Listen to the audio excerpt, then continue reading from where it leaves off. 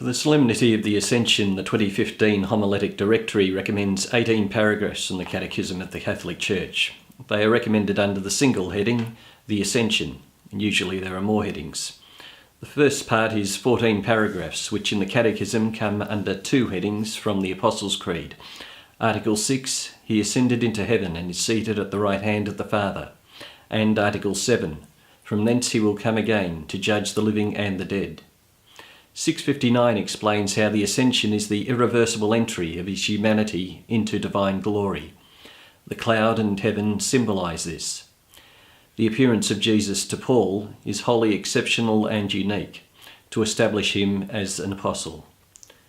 660 refers to the mysterious words of Jesus to Mary Magdalene. I have not yet ascended to the Father, but go to my brethren and say to them, I am ascending to my Father and your Father, to my God and your God. It indicates the difference in manifestation of the glory of the risen Christ and the glory of Christ at the Father's right hand. The transition is marked by the historical and transcendent event of the Ascension. 661 links the Ascension to the Incarnation. It quotes from John 3:13.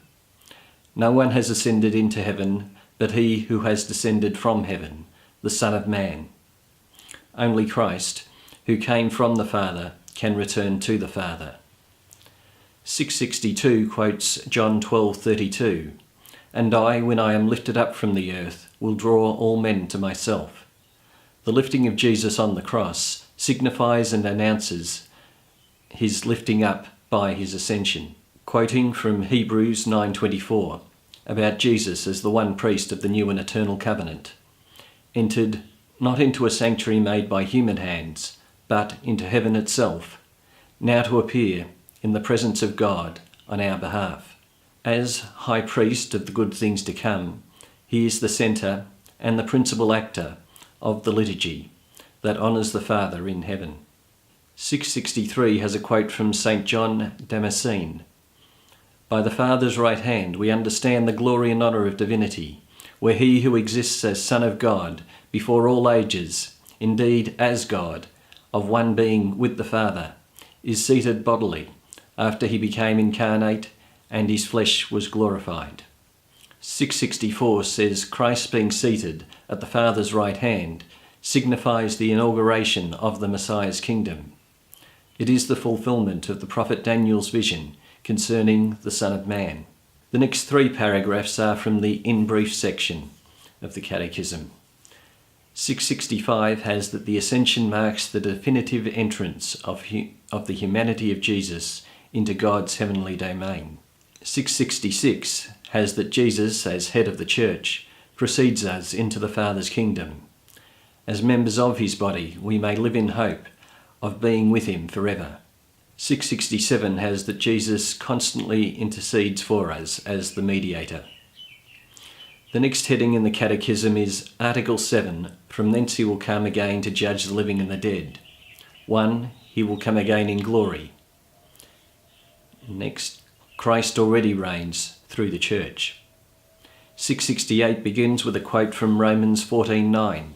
Christ died and lived again, that he might be Lord both of the dead and of the living. The Ascension signifies his participation in his humanity, in God's power and authority. 669 has that Jesus is being taken up to heaven and glorified. He dwells on earth in his church. 670 has that since the Ascension, God's plan has entered its fulfilment. We are already at the last hour. Already, the final age of the world is with us. Above 671 there is the heading, Until all things are subjected to him. It discusses what we are waiting for. Christ is present in his church, but the King's return to earth is yet to be fulfilled. Until then, the Pilgrim Church, in her sacraments and institutions, carries the mark of this world, which will pass. So Christians pray to Christ, Maranatha, our Lord, come. 672 explains how before his ascension, Christ said that the hour had not yet come for the glorious establishment of the Messianic kingdom awaited by Israel. This was to bring about justice, love and peace.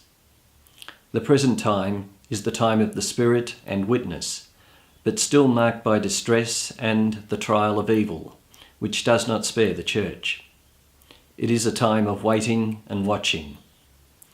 I'll leave my summary there with the block of the first recommended 14 paragraphs, but not discussing the remaining 4. I hope this has been helpful.